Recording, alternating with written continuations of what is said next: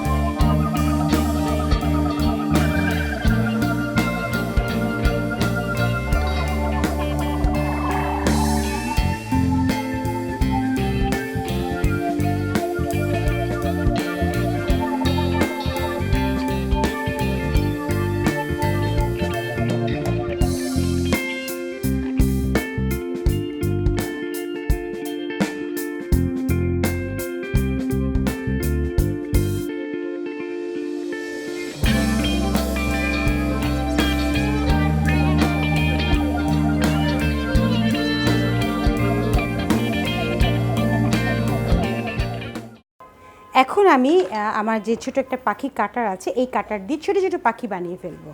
এগুলো কিন্তু আমার ডেকোরেশনের জন্য অনেক কাজে লাগবে। তো এটা অনেকেই আসলে জানে না যে কীভাবে পাখিটা বানানো হয়। তো এই জন্য কাটার দিয়ে আসলে কেটে আর একটু ডেকোরেশন কীভাবে করতে হয় সেটা আমি একটু দেখাবো। কাটার দিয়ে হয়তো বা সকলেই কাটতে পারে, অনেকেই কাটতে পারে, কিন্তু কাটার পরে যে কিছু ফাংশন থাকে সেগুলোই আসলে মেইনলি দেখাবো।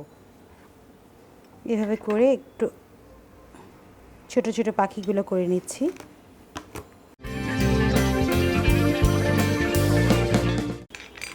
এভাবে করে পাখিগুলো আমি বের করে নেব।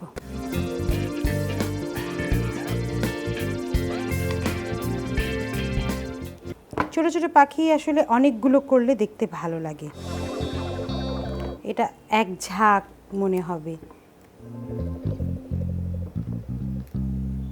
তো এইখানে একটু বড় অংশ আছে, এই জন্য আমার কাছে একটা বড় কাটারও আছে, ওদের মা।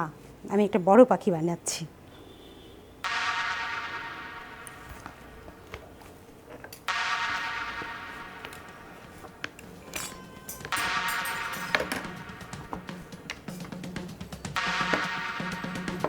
এই যে, যেহেতু আরও অংশ আছে, এটাও বড়, তো আমি এখানে আরেকটা পাখি বানাচ্ছি।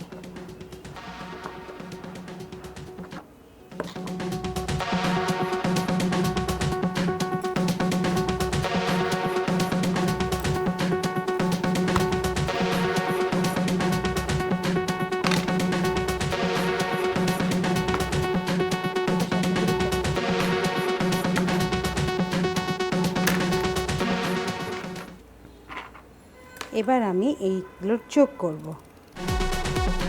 ছোট পাখিগুলি চোখের জন্য এখানে একটু গোতা করে দিব, একটু ফোঁটা করে নিব। নেওয়ার পরে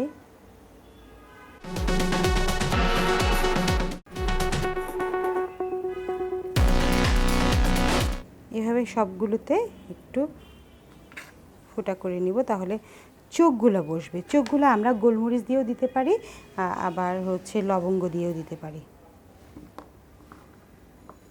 আমি আপাতত এক পাশেই চোখ লাগাচ্ছি।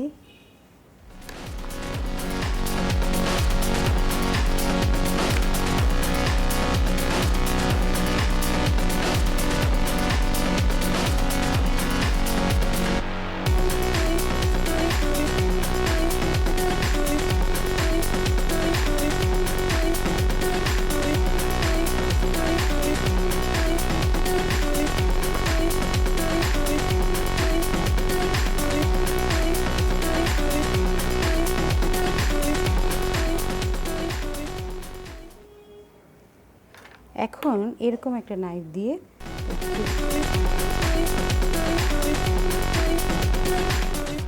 গায়ের অংশটুকু করে দিচ্ছি, আর এর উল্টো দিক দিয়ে এই পাশের গায়ের অংশগুলো করব। তারপরে একটু কিছুক্ষণ পানিতে ভিজিয়ে রাখবো।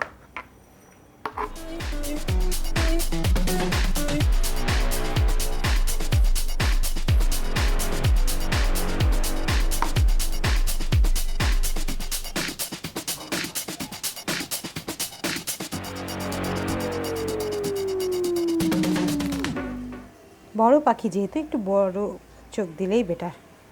এই যে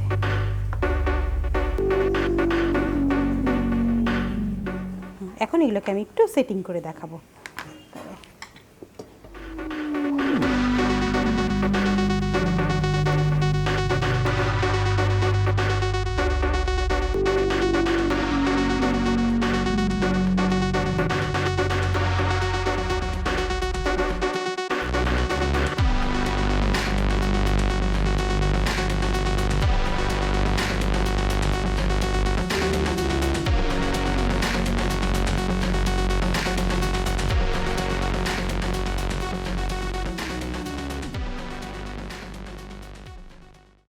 পাখিগুলো আমি একটা একটা করে এখন সেট করছি।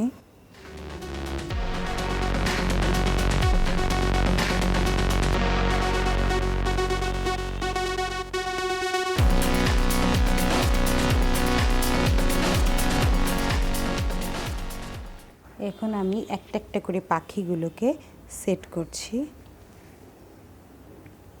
পাখিগুলো যখন বেবি পাখি,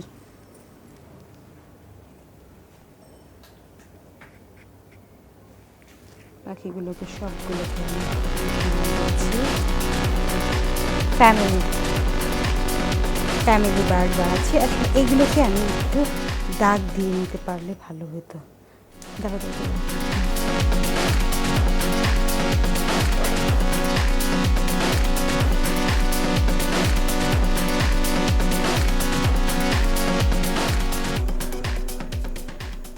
একটু এর গায়ের অংশটুকু করে নিচ্ছি।